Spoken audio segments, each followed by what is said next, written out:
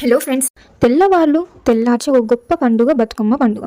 బతుకమ్మ అనేది మహిళలు జరుపుకునే పండుగ మాత్రమే కాదు, అది తెలంగాణ సంస్కృతి, ప్రకృతి, పూల పూజకు సంబంధించిన ఒక అద్భుతమైన ఉత్సవం. అయితే ఈ పండుగ ఎందుకు జరుపుకుంటాం, అసలు ఎలా మొదలయ్యింది అనేది పూర్తి విషయాలను మనం ఈ వీడియోలో తెలుసుకుందాం. చివరి వరకు ఈ వీడియోని చూడండి. ఇది ప్రధానంగా తెలంగాణ రాష్ట్రంలో ప్రసిద్ధమైన పండుగ. బతుకమ్మ పండుగ ఆరంభం ఎలా మొదలయ్యింది అనే దానిపై కొన్ని ప్రసిద్ధమైన కథలు ఉన్నాయి. ఆ కథలను ఇప్పుడు తెలుసుకుందాం పదండి. మొదటి కథ పార్థివ రూపం పర్వతరాజపుత్రి కథ. ఈ కథ ప్రకారం పార్వతీదేవి పుట్టుకకి సంబంధించిన కథతో బతుకమ్మ పండుగ మొదలయ్యింది. పూర్వం పర్వతరాజుకి మరియు ఆయన భార్యకి కూతురు పుట్టింది. ఆమె పేరే పార్వతీదేవి. దేవి శివుడిని పొందేందుకు అనేక తపస్సులు చేసింది.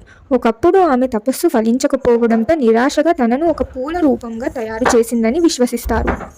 ఆమె ఆరాధన కోసం ప్రజలు ఆ పూల రూపాన్ని బతుకమ్మగా పూజిస్తారు అని ఈ కథ ద్వారా తెలపడం జరిగింది. రెండవ కథ చోళ రాజవంశపు గాథ. ఈ పురాణ కథ ప్రకారం చోళ రాజవంశంలోని రాజు ఒకసారి తన రాజ్యంలో కరువు ఏర్పడడంతో ప్రజలు తీవ్ర కష్టాలు అనుభవించారు. ఆ సమయంలో రాజు ప్రజలు భూమిని మరియు ప్రకృతిని ఆరాధించాలని భావించారు. తద్వారా ప్రకృతి ప్రసన్నమై మంచు వర్షాలు కురిసి పంటలు పండాలని ప్రార్థించారు. ఈ ఆచారం మొదట బతుకమ్మ రూపంలో ఆరంభమై తరువాత సాంప్రదాయ పండుగగా మారింది. మూడవ కథ శక్తి పూజ దుర్గాదేవి కథ. ఈ కథ ప్రకారం బతుకమ్మ పండుగ మరో పౌరాణిక గాథ ప్రకారం దుర్గాదేవి ఆరాధనతో సంబంధం కలిగి ఉంది. బతుకమ్మను బతుకు అమ్మగా అంటే జీవనదాత అమ్మగా పూజిస్తారు.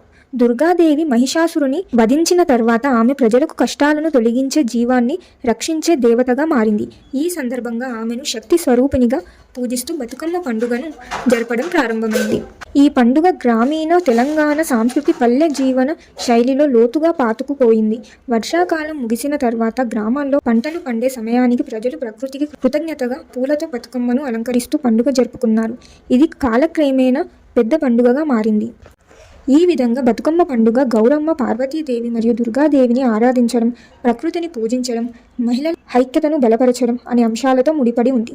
దీనికి వేరువేరు కథలు ఉన్న ప్రతి కథలోనూ ఒక ముఖ్యమైన అంశం ఉంటుంది: ప్రకృతి పట్ల కృతజ్ఞత మరియు జీవితాన్ని పునరుద్ధరించేందుకు ప్రార్థనలు. ఈ విధంగా బతుకమ్మ పండుగ వెనుక ఉన్న ప్రాముఖ్యత ప్రజల జీవితాలతో సంబంధం కలిగి ఉంది. తద్వారా ఈ పండుగ ప్రతి సంవత్సరం ఉత్సవంగా ఆచార పద్ధతులను పాటిస్తూ జరుపుకుంటారు. ఇప్పుడు బతుకమ్మ పండుగ యొక్క పేరు యొక్క అర్థం తెలుసుకుందాం. బతుకమ్మ అంటే బతుకును కాపాడే అమ్మ అని అర్థం. ఈ పండుగను ముఖ్యంగా ఆడవాళ్ళు ప్రకృతిని పూజిస్తూ గౌరమ్మను స్మరించుకుంటూ జరుపుకుంటారు. దీని వెనుక పూజలు, ఆచారాలు, పాటలు, పూల అలంకరణ ఇవన్నీ ఒక గొప్ప సాంప్రదాయానికి సూచనలు. ఈ పండుగను ఎలా జరుపుకుంటారో ఇప్పుడు తెలుసుకుందాం. పండుగ మొదటి రోజు మహిళలు తమ ఇళ్లలో అందమైన పూలను సేకరిస్తారు. గుండ్రి పువ్వు, చామంతి, తుమ్మెద పువ్వు, పట్ర పువ్వు మొదలైన పూలతో బతుకమ్మను అలంకరిస్తారు. ఇది కేవలం ఒక కళ రూపం మాత్రమే కాదు, ప్రకృతితో ఒక సంబంధం. మహిళలు అందంగా అలంకరించిన బతుకమ్మ చుట్టూ చేరి ఆ సమూహంలో తమ భావాలను వ్యక్తపరుస్తూ పాటలు పాడుతారు. ఈ పాటలు తెలంగాణ సంస్కృతిని ప్రతిబింబిస్తాయి. ప్రతిరోజు ప్రత్యేక పాటలు పాడుతూ బతుకమ్మను సమ్మోహనంగా ఆరాధిస్తారు. పండుగ చివరి రోజు సద్దుల బతుకమ్మ. ఆ రోజున మహిళలు పెద్ద ఉత్సాహంతో పూలతో అలంకరించిన బతుకమ్మను సమీపంలోని చెరువు లేదా నది వద్ద నిమజ్జనం చేస్తారు. ఇది ప్రకృతికి వందనం చేసేందుకు ఒక విధానం. బతుకమ్మ పండుగలోని ప్రతిరోజు మహిళలు సమైక్యంగా ఉంటారు. ఉత్సవంతో పాటలు పాడి పూజలు చేసి ఆ తర్వాత సాంప్రదాయ వంటకాలతో ఆహారం పంచుకుంటారు. ఇది పండుగతో పాటు కుటుంబం, స్నేహితులతో సమయాన్ని గడపడం కూడా. ఇదే మన బతుకమ్మ పండుగ. ప్రకృతిని పూజిస్తూ స్నేహభావం, ఐక్యతను కలిగించే ఈ పండుగను ప్రతి ఒక్కరూ ఆనందంగా జరుపుకుందాం. మీరు కూడా మీ పల్లెల్లో, పట్టణాల్లో బతుకమ్మ పండుగను ఎలా జరుపుకుంటారో కామెంట్స్లో తెలియజేయండి. ఈ వీడియో నచ్చితే లైక్ చేయండి, షేర్ చేయండి మరియు ఇలాంటి ఆసక్తికరమైన వీడియోల కోసం మన ఛానల్ని సబ్స్క్రైబ్ చేయండి.